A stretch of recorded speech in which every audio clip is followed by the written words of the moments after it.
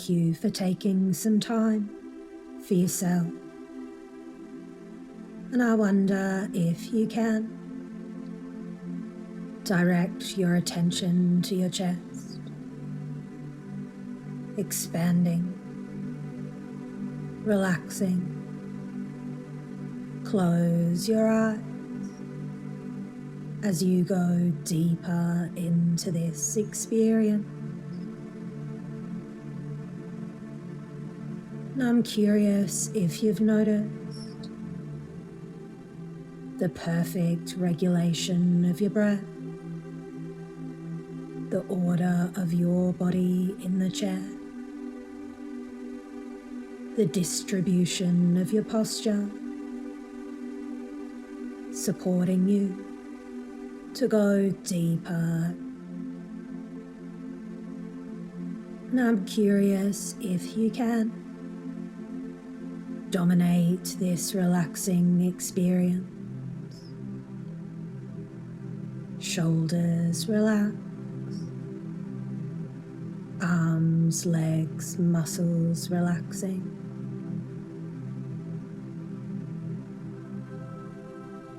The containment of your breath, the backs of your legs on the chair, your feet on the floor,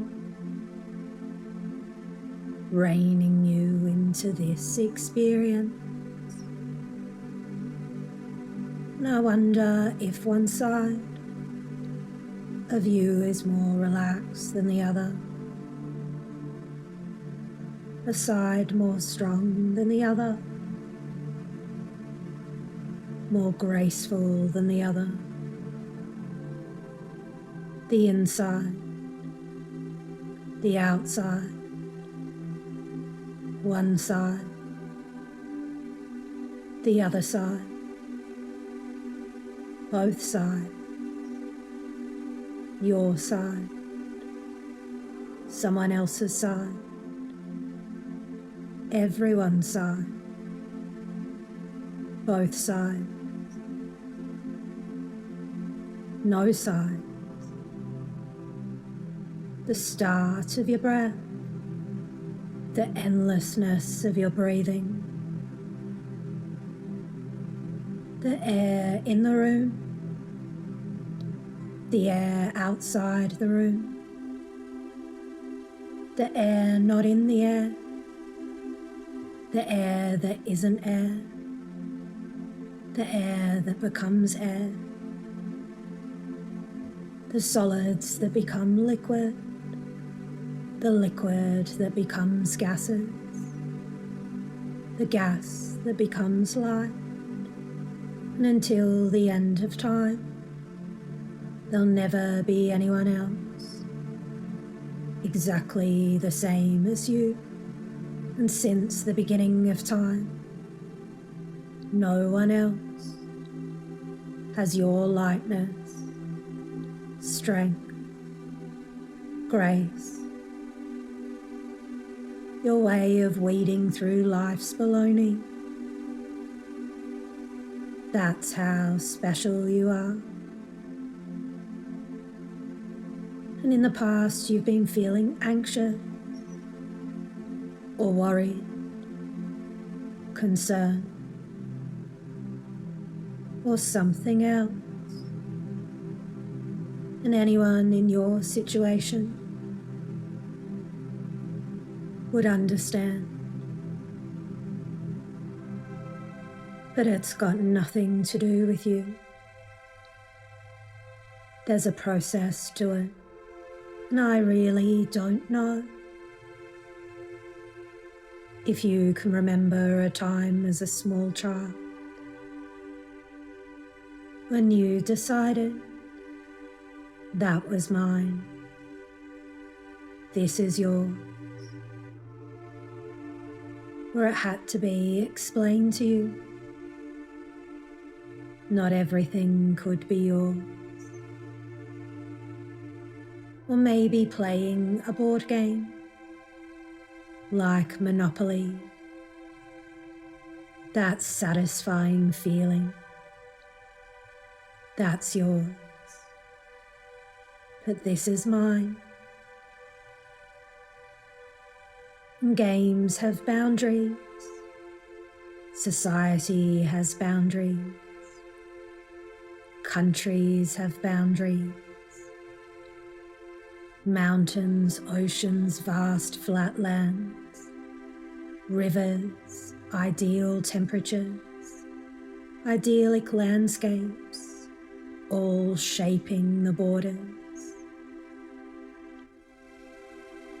And patriotic feelings of that's my country. This is your country. And then there are the boundaries of space, where no one kinda says, that's my planet, that's your planet. Just like the sun and the moon, the air, and how absurd it would be to say to someone beside you, that's my air, this is your air. And in a moment I'm going to share with you a few stories.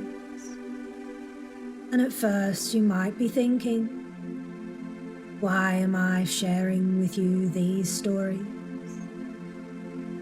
But your subconscious mind will be listening and do something wonderful for you a little later on. And it reminds me of Simon Sharma in his book, The Face of Britain, describing the first National Portrait Gallery.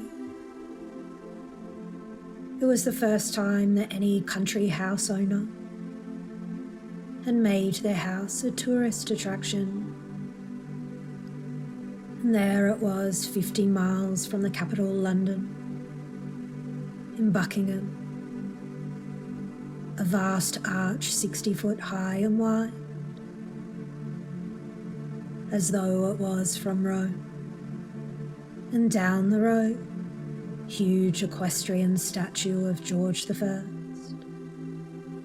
Beautiful lawns and trees. But it meant so much more than that to Lord Stowe, Viscount Cobham. It was hoped the British public would be educated in the admirable history of liberty, at least as he saw it in the mirror of his own life, the chronicles of the past and the immortals who personified its special destiny. All his life he had been a soldier for the Protestant cause, which as far as he was concerned was the exact same thing as the battle for freedom. And the family went back many generations to the Puritan temples, who had farmed sheep in Warwickshire. A flourishing wool trade allowed them to keep their estate along with the parliamentary seat in Buckingham. Battlers of liberty. And from 1711, these freedom fighters would decorate with grandeur. Viscount Cobham married an heiress to the biggest brewing fortune in England, the Anchor Brewery in Suffolk. And Cobham outside the army was his drum-beating national pride, an international classical taste. His architect apprentices had spent their years in Rome. And Cobham was a patriarch of a group of dissident Whig politicians. Their foe was Sir Robert Walpole, who cleared out the Tories and caused the prosperity of their class But now it was decided he was behaving like an arrogant oligarch. And he created a team with his friends and family and the Prince of Wales, who would go into bitter opposition against his father, King George II. His team was known as Cobham's Cubs, defending the empire against the French, and for the country to not stray against sacred Protestant principles of the evolution of 1688. And his gardens would be a statement about the right course of British history for future and present generations. And today, for 538 quid, you can buy 4 nights in Gibbs's Gothic temple of Anglo-Saxon freedom. You can go to bed with Cobham's Anglo-Saxon ancestors parading on the ceiling, the lesson in the garden with 3 key lessons, key structures in the right order,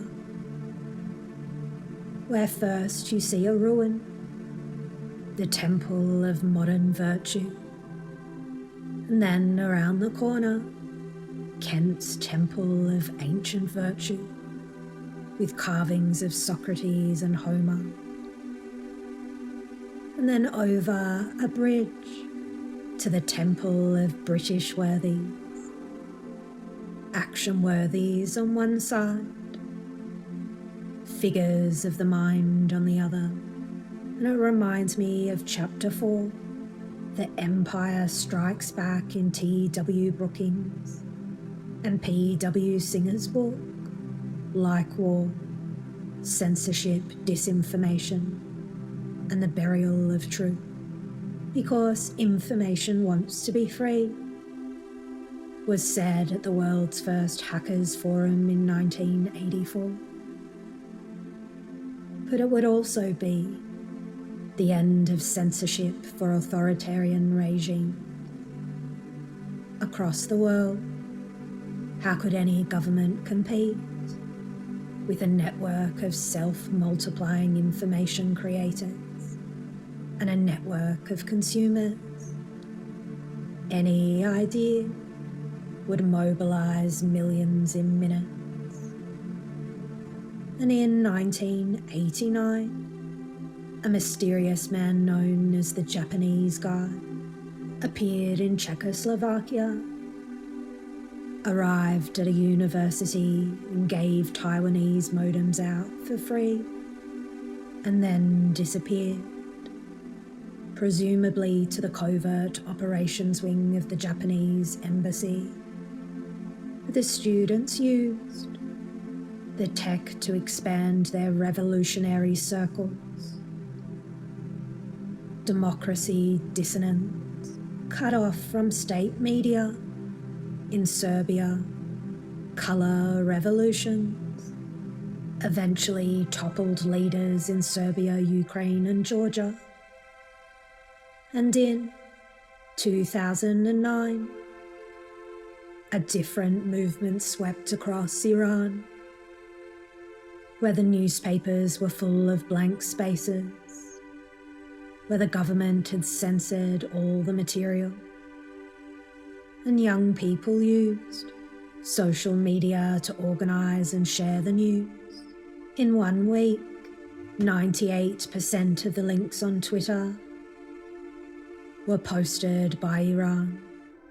And when the Egyptian government decided to censor events that happened in Tunisia,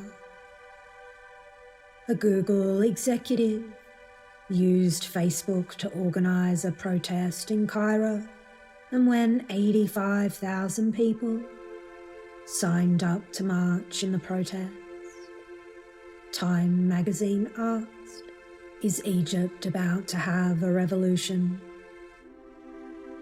Hundreds of thousands of people demonstrated, and the leader they had for 30 years stood down. But another Egyptian revolutionary gave thanks in a different way, naming his first baby girl Facebook. Political unrest soon followed to Syria, Bahrain, Jordan, Libya and Yemen. And maybe it was the Arab Spring of information. The protests grew faster than the policeman could stamp them out. And it reminds me of Isaac Newton, who was an incredibly odd figure. And you can read about it in Bill Bryson's book, A Short History of Nearly Everything. That Isaac Newton was a solitary, joyless, prickly to the point of paranoia figure. He once stuck a bodkin in his eye socket, a long needle for sewing leather, between his eye and eye bone, just to see what was there. And he would stare at the sun for as long as he could, just to see what would happen to his vision. And upon swinging his feet out of bed in the morning, he would sit for hours, immobilized by the rush of sudden thoughts to his head. He had invented a new form of calculus and didn't tell anyone about it for 22 years. Half his working life was directed to alchemy and wayward pursuits. He would study the floor plan of the lost temple of the King of Solomon in Jerusalem for hours. And when Dr. Haley visited him in 1684, asking what he thought of the supposing force of attraction of the planets towards the sun would be, and Isaac replied he had already calculated it. But that was like having found the cure for cancer and forgotten where you put the magic formula. But as a wise man once said, beauty lies in the eyes of the beholder. Just like an artist, there are so many different ways to look at things. And you've seen life through a friend's eyes, or maybe a parent's eyes, student's eyes, a teacher's eyes, a child's eyes. And as a wise hypnotherapist once said to a Spanish mother living in America, there are so many cultural boundaries, cultural lines, but to travel between cultures elegantly,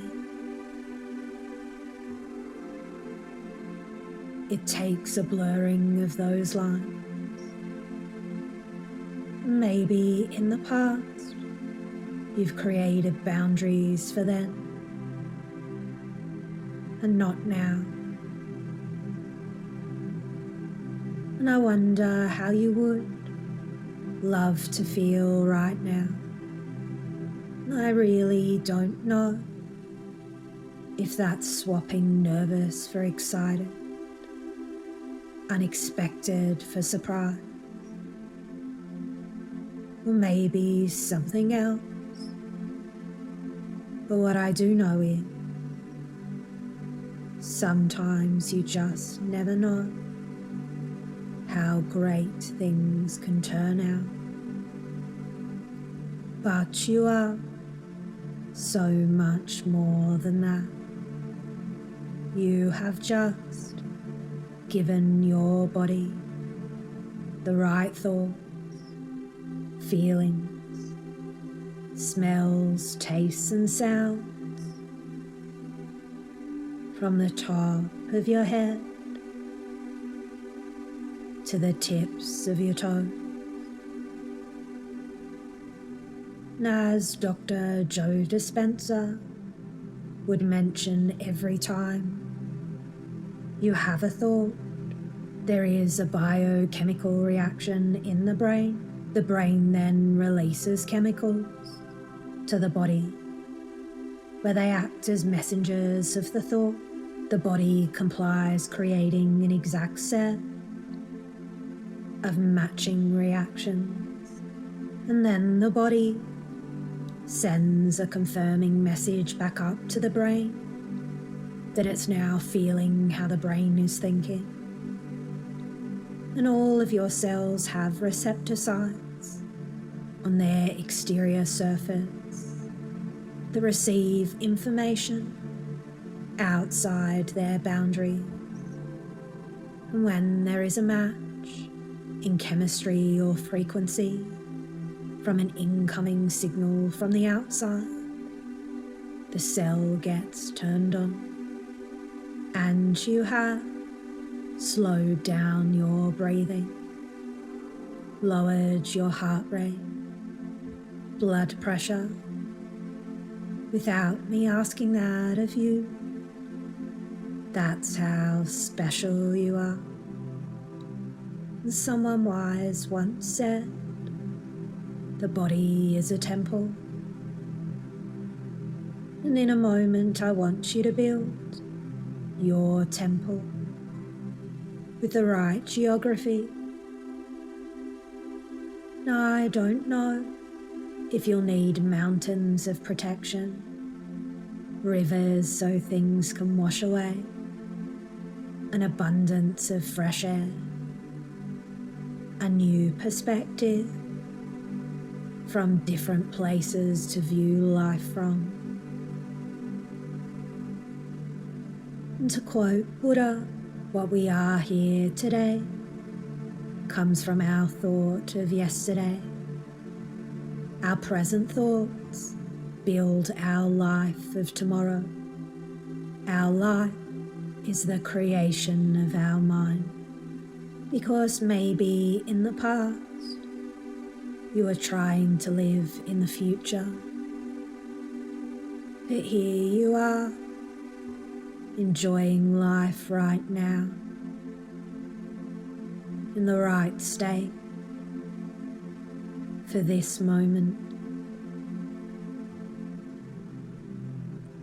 And you are, little by little, moment by moment, creating the right biochemical changes in your brain, sending those messages to your body, connecting with the right signals that are right for this moment and that moment, deciding to swap those moments for that moment, or go back to this moment in the future.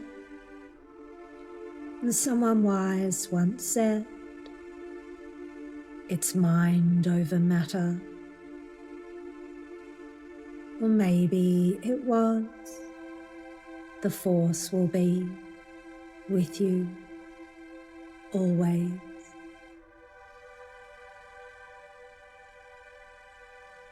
And when you're ready to bring your temple back to the external world,